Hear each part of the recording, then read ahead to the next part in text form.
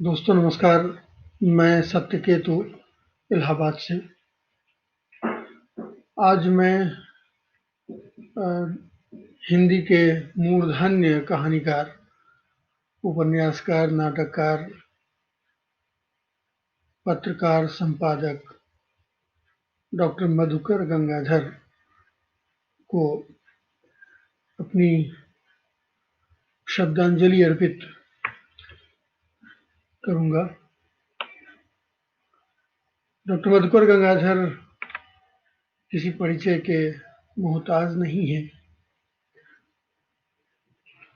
नई कहानी आंदोलन के प्रमुख हस्ताक्षरों में शुमार रहे हैं और जैसे कि उस समय के कई कहानीकार थे, बहुत ही कम उम्र में और अपने पहले कहानी संग्रहों के जरिए काफी चर्चित हो गए थे। कुछ लोग तो एक दो कहानियों के दम पर भी छा गए थे।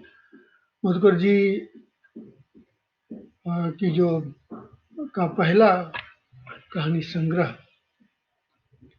था, 3 रंग 13 चित्र, काफी चर्चित और प्रभावशाली संग्रह वो है।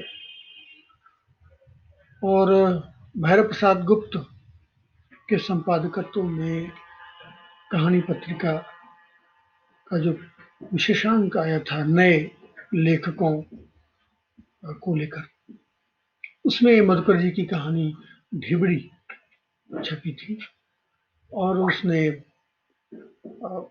रातों रात मधुकर जी को स्टार बना दिया था। यह किसी कहानीकार की एक खास दिन की उपलब्धि नहीं होती है, या वह रातों रात इस मुकाम पर नहीं पहुंचता कि कोई कहानी उन्हें शिखर पर खड़ा कर दे। इसके पीछे एक मुकम्मल साधना होती है, दृष्टिकोण होता है, वैचारिकी होती है, जो मधुकर जी में बचपन से मौजूद था। कहानी लेखन की शुरुआत और उसके बाद उपन्यास, नाटक, संस्मरण और कुछ पुस्तकों और पत्रिकाओं के संपादन, हर कहीं जब हम एक मधुकर नाम के लेखक कथाकार को जांचने देखने की कोशिश करते हैं, तो एक ऐसा शख्स दिखाई देता है जो पूरी तरह जनपक्षधर है और समाज के उस वर्ग के प्रति प्रतिबद्ध है जो शोषित है, जिस पर तमाम तरह के भार हैं समाज के, लेकिन प्रताड़ित भी वही वर्ग है। पारिवारिक रूप से समृद्ध होने के बावजूद मधुकर का बचपन कुछ ऐसा बीता कि उनके अंदर जो सामंती प्रवृत्ति है उसके खिलाफ जाने देखने की हिम्मत जगी और निरंतर वो उस दिशा में आगे बढ़ते चले गए। तो पूरा उनका साहित्य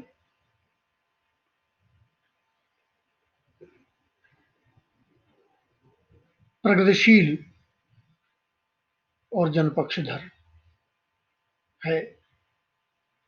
कोई भी रचना उठा के देखी जा सकती है, शुरुआत से लेकर आखिर तक। लेखन के प्रति जो प्रतिबद्धता और जुझारूपन उनमें था, वह काबिल तारीफ।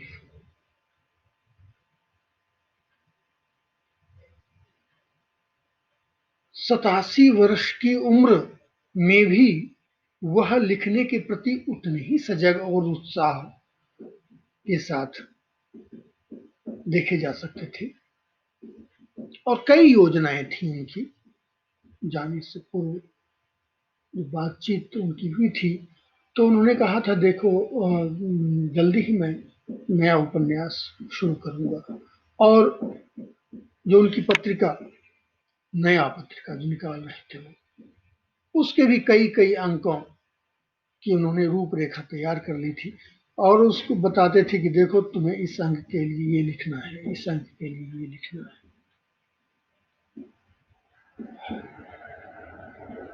अब वो उन रचनाओं को मांगने के लिए मौजूद नहीं है, लेकिन उनकी डिमांड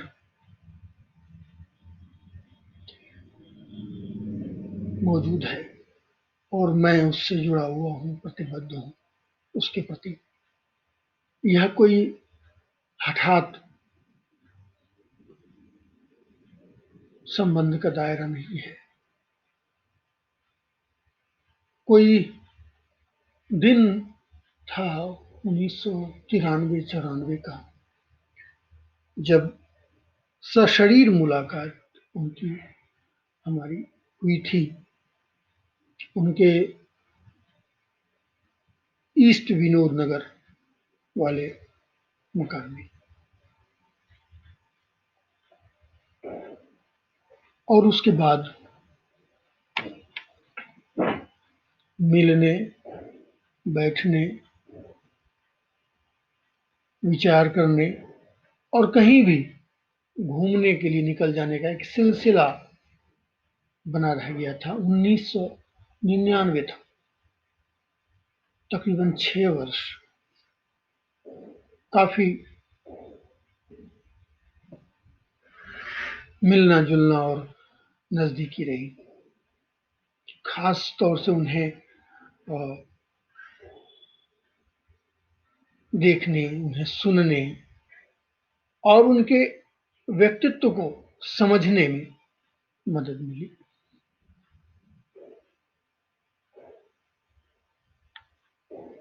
इस बीच उनकी कुछ रचनाओं पर लगातार मैं लिखता भी रहा था। हालांकि वो जितने बड़े कद के लेखक हैं,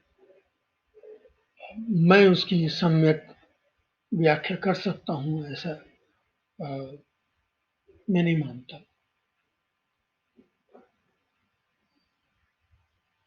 बहुत सारे लोग उन्हें एक दो विवादों से जोड़कर ही देखते हैं, और सबसे बड़ा विवाद वो फणीश्वरनाथ रेणु जी के उपन्यास मेलांचल और बांग्ला उपन्यासकार सतीनाथ भादुड़ी के उपन्यास ढोढ़ाई चरितमानस को लेकर जो है। हालांकि जितना लोगों ने इसे तूल दिया, मधुकर जी और रेणु के बीच ऐसा कोई दुराव नहीं था, और छोटे बड़े भाई के रूप में काफी लंबा समय दोनों ने बिताया। उसका जिक्र उन्होंने बार बार किया है, कई संस्मरणों में भी जिक्र है।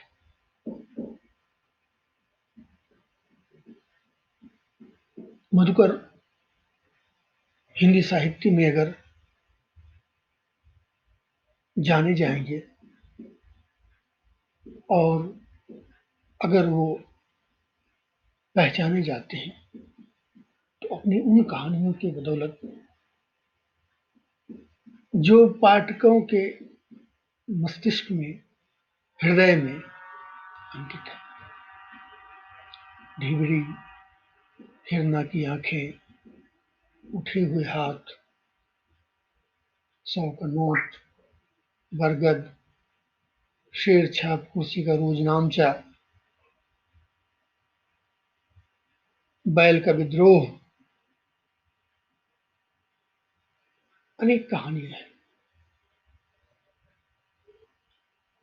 जो बिल्कुल अंकित हैं, एकदम आकर्षित करती हैं। और जब जिन लोगों ने भी मुलाकात की होगी मधुकर जी से,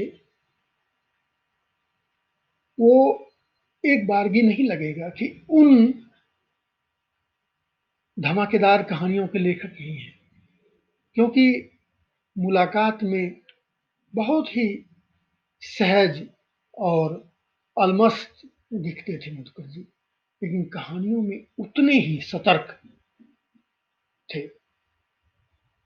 उनका कोई लाइन बेजा नहीं है, कोई शब्द अतिरिक्त नहीं, बहुत ही सटीक, सहज, सुंदर शब्दावली और शिल्प में उन्होंने कहानियों की रचना की है। 100 से ज्यादा कहानियां उन्होंने लिखी और मुझे लगता है उपन्यासों की संख्या भी 10 के करीब होगी। मोतियों वाले हाथ, यही सच है, फिर से कहो, सातवीं बेटी, सुबह होने तक, गर्म पहलुओं वाला मकान, उत्तर कथा, जय गाथा, ध्रुवांतर, भीगी हुई लड़की, 10 उपन्यास उनके। इसके अलावा नाटक, मधुकर के नाटक भारत भाग्य विधाता और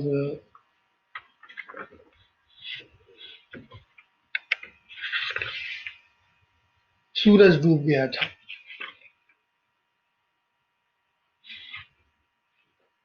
एक खास जिसका जिक्र मैं शिद्दत से करना चाहता हूं, एक कथेतर जो लेखन होता है, गद्य, बहुत ही सुगठित गद्य मधुकर के पास है। इसकी वानगी देखना चाहें तो आंखें मेरी बाकी उनका जो संस्मरण है, कोई भी व्यक्ति उठाकर उसे पढ़ सकते हैं, उसका रस ले सकते हैं और इस पर आनंदित हो सकते हैं कि हमारे बीच का एक लेखक इतना मधुर गद्य लिख सकता है।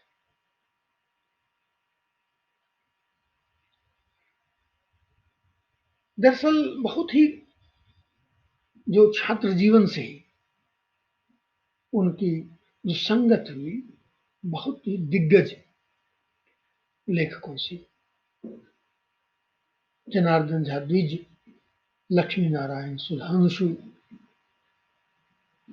दिनकर जी, रेणु, अनूप लाल मंडल, ऐसे दिग्गज लेखकों का प्रिय होना अपने आप में बड़ी बात है।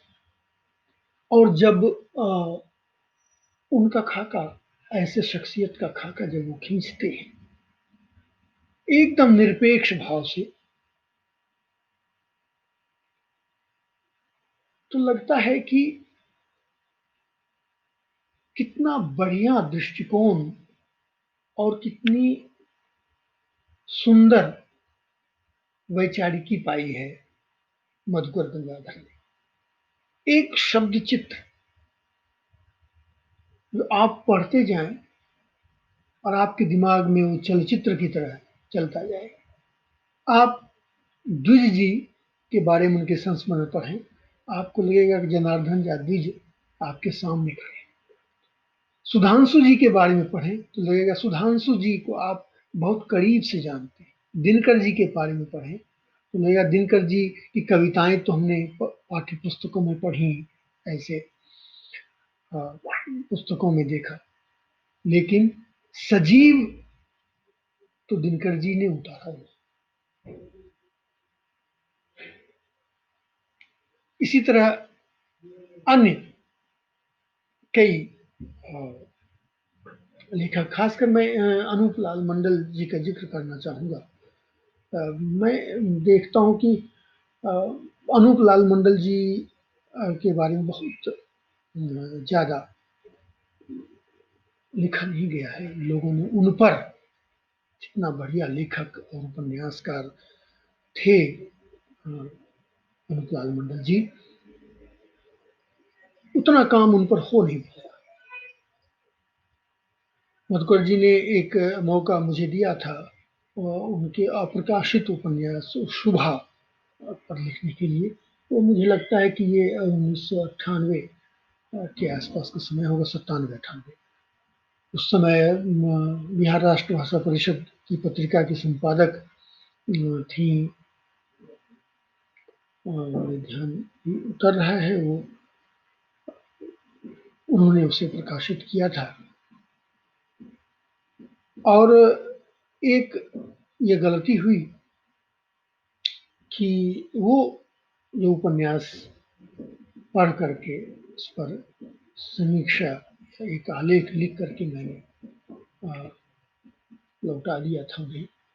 और जब वो शिफ्ट करने लगे ईस्ट विनोद नगर से छतरपुर की तरफ, तो उस शिफ्टिंग में वो उपन्यास कहीं गुम हो, और वो अब प्रकाशन के लिए उपलब्ध नहीं है।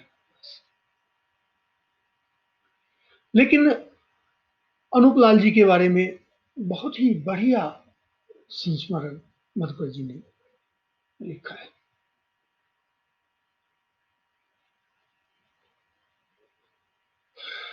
कई बातें ऐसी जो मधुकर गंगाधर के जीवट को दर्शाता है। जब उनका संस्मरण की पुस्तक आई हवा पर 29 वर्ष, तो उसमें रेडियो में जब तक उन्होंने काम किया था उसको 3 खंडों में उन्होंने बांटा था। जब तक वो पटना में थे, फिर बीच में इलाहाबाद में रहे, फिर उसके बाद दिल्ली में। क्या सटीक वर्णन किया है, और हर खंड का उन्होंने अलग अलग नाम भी दिया। मैं जब इलाहाबाद आया था 2000 अप्रैल 2002 में, तो जिन भी लोगों से बात की थी, सब लोग मधुकर जी से भिज्ञ थे, उन्हें जानते थे, और अच्छी तरह, खासकर रेडियो में एक अच्छे प्रशासक के रूप में वो जाने और समझे जाते हैं। खासतौर कर जो उस वक्त 82 से 85 तक संभवतः वो इलाहाबाद में केंद्र निदेशक थे। और उस समय की जो युवा पीढ़ी थी, जिसमें यश मालवीय और मीनू रानी दुबे जैसे लेखक और कवि थे, उनको उन्होंने बहुत आगे बढ़ाया। और उस समय जो दिग्गज लेखक थे, जो एक तरह से धौंस जमाकर कार्यक्रम ले लेते थे रेडियो से, और उनको धीरे धीरे मधुकर जी ने साइड किया और नए लोगों को रेडियो के कार्यक्रमों से जोड़ा। आज भी वो उनको बहुत याद करते हैं कि जो भी जरूरतमंद लोग हैं उसके लिए वो खड़े होते थे। यश मालवीय ने एक बार बताया था कि जब मधुकर जी यहाँ आए थे, तो उस समय उनके पिता उमाकांत मालवीय जी का देहांत हो गया था, और वो तीनों भाई, वसु, यश और अंशु, छोटे छोटे थे। और सबसे बड़ा होने के नाते यश जी पर परिवार की जिम्मेदारी आ गई थी, और वो बड़ा भी क्या होंगे, वो नई उम्र के थे, तो उस समय उनको काम की बहुत तलाश थी। मधुकर जी को मालूम हुआ, उन्होंने उन्हें बुलाया और सारे जो प्रभाग होते हैं रेडियो के, वहां जा जाकर मिलवाया, कहा इस बच्चे को सब लोग कार्यक्रम देंगे और वो 3 महीने का जो टेन्योर होता है उसे भूल जाइए और इन्हें हर महीने कार्यक्रम दीजिए। ये बात कहते कहते यश भावुक हो जाते हैं अक्सर, कि ऐसा होता नहीं है, और ऐसा दबंग केंद्र निदेशक दोबारा इलाहाबाद में नहीं आया।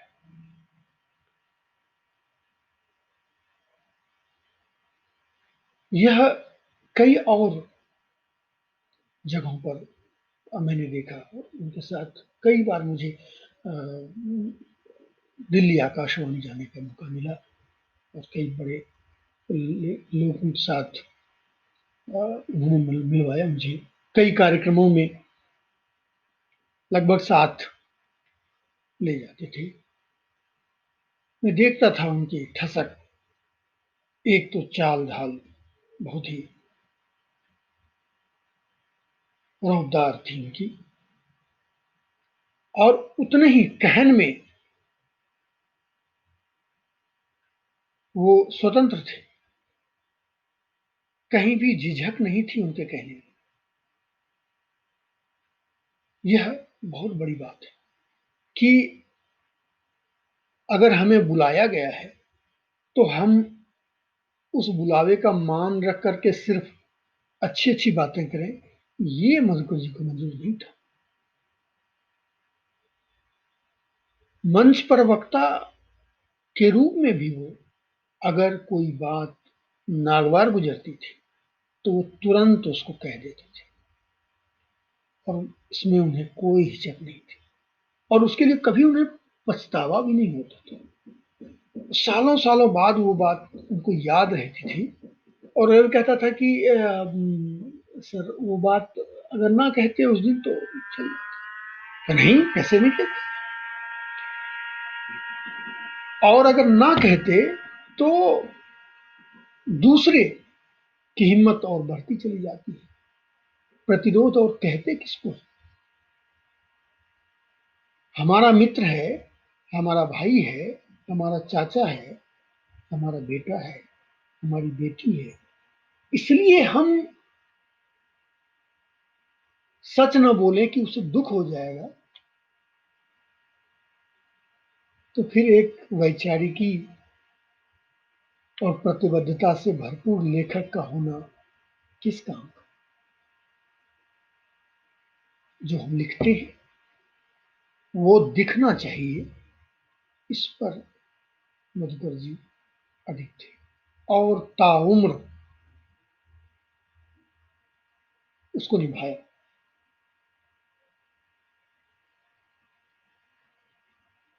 उनके पत्नी मंजुला सिंह जी मातृवत थी, संगीता दीदी और पप्पू जी, सबको बहुत करीब से मैंने देखा, और वहीं सब लोग अगर बैठे हुए हैं, चाहे उन्हें संगीता दीदी को कुछ कहना हो, पप्पू जी को कुछ कहना हो, या आंटी जी को कुछ बोल, तो झिझकते नहीं थे। अगर कोई दो आदमी बाहर ही बैठा है या घर से बाहर का आदमी है, तो अगर किसी ने गलत कहा घर का आदमी, तो वो उसी समय और उसी तेवर के साथ उसका खंडन करते थे जैसे कहीं और जगह करते थे। यह बड़ी बात थी, ये बड़ा व्यक्तित्व था उनका। कई बार मैंने उन्हें फोन पर बात करते हुए सुना है, कोई तकलीफ तो नहीं है, बेझिझक बताओ क्या हमसे चाहिए, क्या मदद करूं। एकदम तत्परता और लेखक गंगाधर अपनी पुस्तकों में ऐसे ही दिखाई देते हैं। उस समाज के साथ वो खड़े होते हैं जो जरूरतमंद है, जो दुख में है, व्यथा जिसका पीछा नहीं छोड़ती। और ऐसे तत्व जो पारिवारिक विघटन, सामाजिक विघटन और राजनैतिक विघटन को दर्शाता है, उस पर भी उन्होंने ईमानदारी से और उतने ही तेवर के साथ कलम चलाई।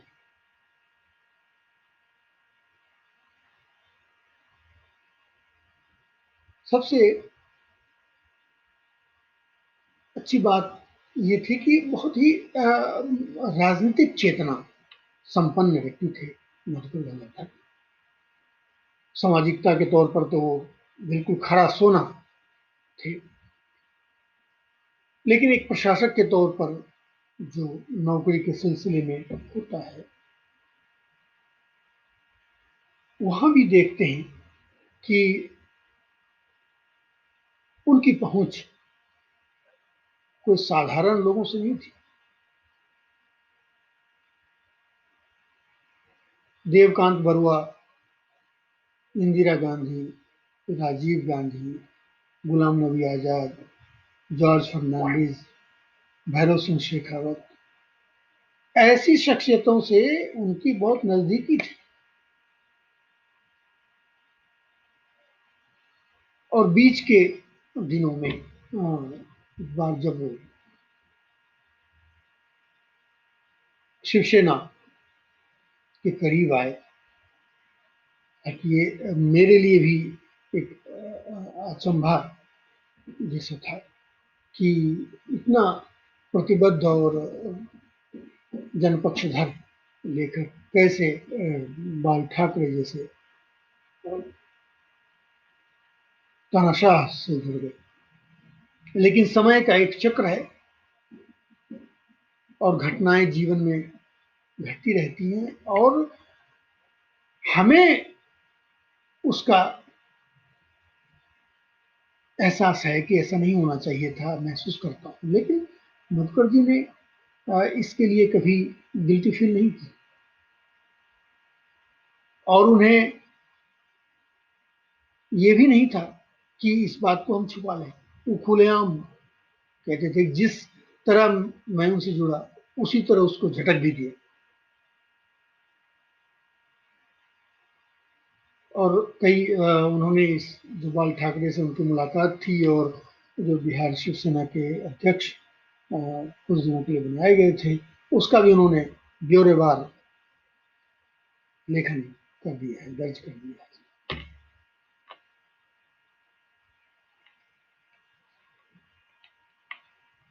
राजनीतिक समझ उनकी बहुत अच्छी थी। देखने से लगता है कि कांग्रेस के प्रति उनका झुकाव था, जिस तरह नेताओं से उनकी मुलाकात थी। लेकिन उनकी कहानियों और उनके उपन्यास पर इन मुलाकातों का कोई असर नहीं। वहां वह उसी तरह एकदम खरा सोना है, सटीक है, ईमानदार है, उस वर्ग के प्रति जिसके लिए एक लेखक को लिखना चाहिए, खड़ा होना चाहिए।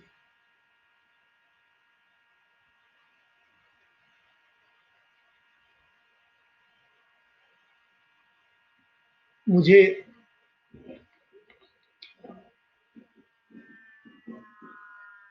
कई बार उन्होंने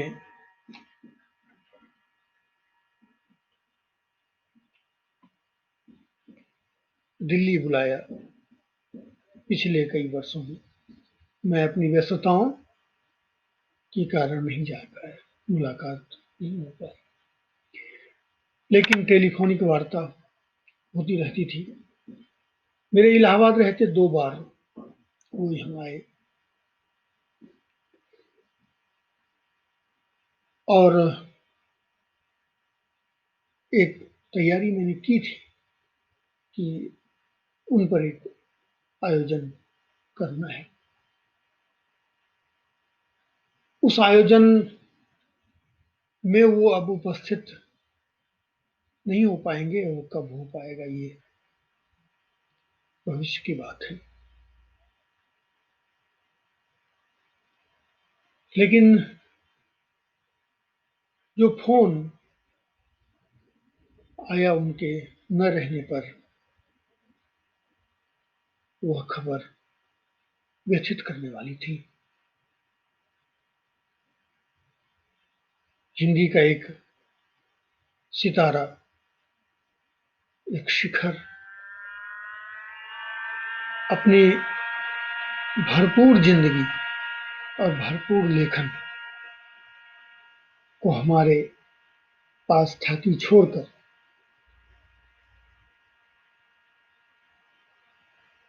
आगे बढ़ गए। अब हमारा दायित्व है कि उनके साहित्य को, उनकी वैचारिकी को, जो हमारे लिए धरोहर है, उसको संजो कर रखें और उसकी इज्जत नवाजी करें।